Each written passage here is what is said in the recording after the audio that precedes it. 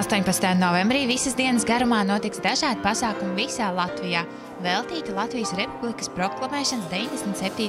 gada dienas svinībām.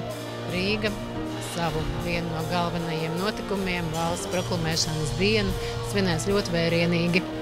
Notiks ļoti daudz koncertu, izstādes, meistardarbnīcas dažos no muzejiem. Tā kā kopumā izvēle ir ļoti liela un ir iespēja patiešām šajā dienā uzzināt gan Latvijas vēsturi, gan arī gūt māksliniecisku baudījumu.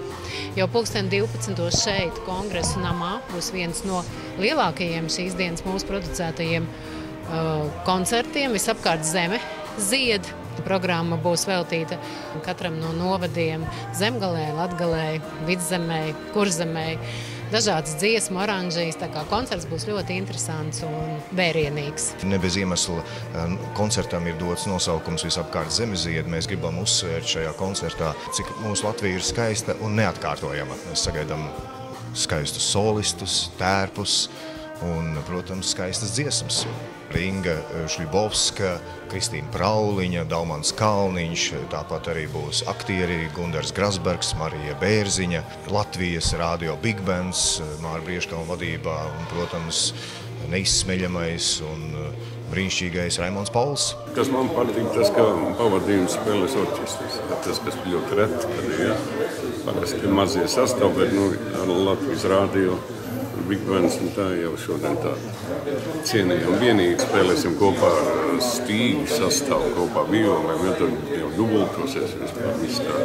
Un tā, kā to dara normālā pasaulē, kur ir, kas to var atļauties, tomēr tas dziesmai dod pavisam citu skanējumu. Es ceru, ka viss būs kārtībā, kā parasti.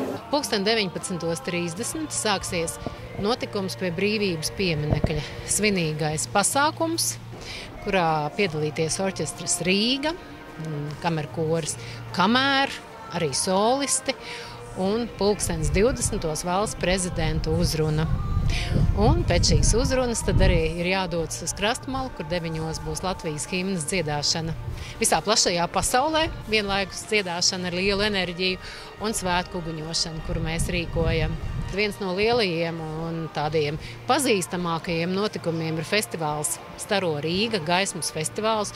Šogad tas būs veidots savādāk nekā iepriekš. Šis festivāls būs Kāļķu ielas un Brīvības ielas trajektorijā. Viens no festivāla objektiem būs arī īpaši izgaismots Brīvības piemineklis. Tā kā izvēle ļoti plaša.